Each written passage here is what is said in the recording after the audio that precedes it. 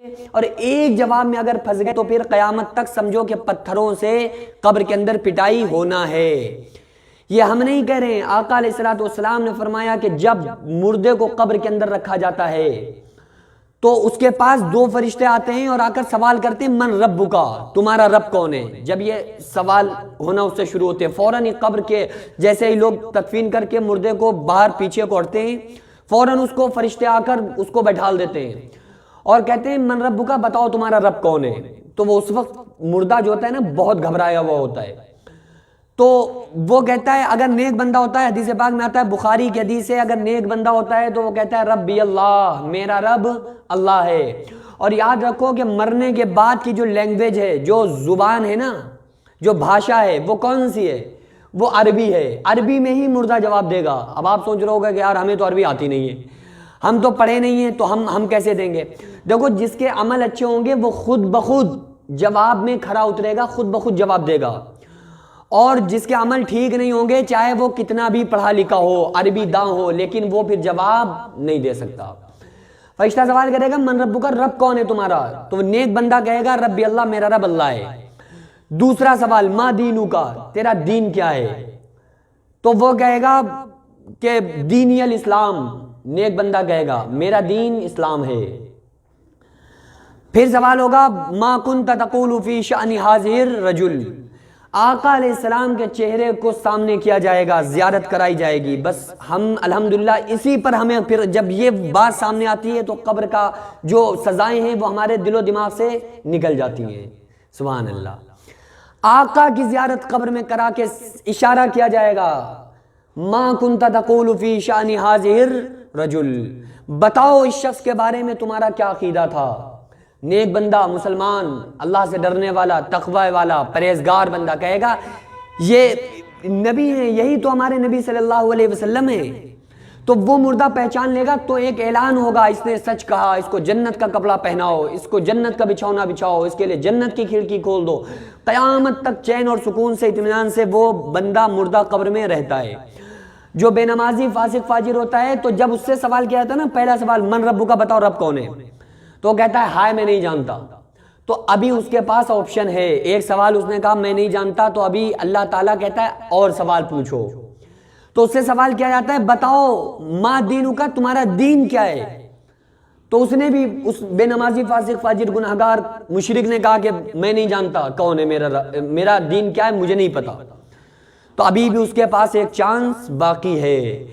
تیسرا سوال ہو رہا ہے ما کنت تقول فی شأن ھذہ الرجل، بتاؤ ہمارے نبی کی شان کے بارے میں، نبی صلی اللہ علیہ وسلم کی عظمت کے بارے میں تمہارا کیا عقیدہ تھا، کیا کہتے تھے ہمارے نبی صلی اللہ علیہ وسلم کے بارے میں؟ تو اگر وہ بندہ یہاں پر کہتا ہے کہ میں نہیں جانتا تو اس کے پاس پھر تیسرا کوئی آپشن باقی نہیں ہوتا ہے، کوئی آپشن اس کے پاس نہیں، ختم۔ اس سے کہا جاتا ہے ربک، من ربک، رب کون ہے؟ جواب میں نہیں دے پایا۔ ما دینک، دین کیا ہے؟ جواب نہیں دے پایا۔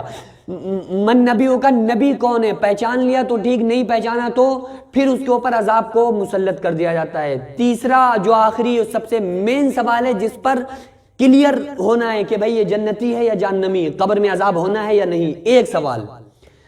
تو جیسے ہی وہ کہتا ہے ہائے میں نہیں جانتا، تو فرشتے جن کے ہاتھ میں بڑے بڑے ہتھیار ہوتے ہیں، حدیث پاک میں آتا ہے کہ وہ ایک ہتھیار اگر ایک پہاڑ پہ مارا جائے تو پہاڑ چورا چورا، ریزہ ریزہ ہو جائے، پہاڑ تحت الثری، ساتویں زمین کے اندر گھس جائے۔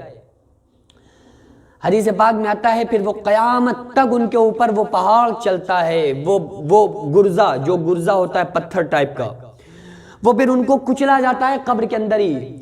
حدیث پاک میں آتا ہے آقا علیہ السلام نے فرمایا کہ ایک مرتبہ جب فرشتہ اس گرز کو مارتا ہے مردے کو تو 70 گز وہ مردہ زمین کے اندر گھس جاتا ہے، لیکن زمین پھر باہر مردے کو نکال کے پھینک دیتی ہے، اور پھر اس کو مارا جاتا ہے، پھر وہ مٹی کے اندر قبر کے اندر گھس جاتا ہے۔ تو یہ قیامت تک پھر اس کے ساتھ چلتا ہے، قیامت تک پھر اس کے ساتھ یہی معاملہ رہتا ہے۔ اور ظاہر سی بات ہے کہ قبر میں اگر سزا ہوئی تو سمجھو کہ آخرت کی سزاؤں سے بچنا امپاسبل، نہیں بچ سکتے۔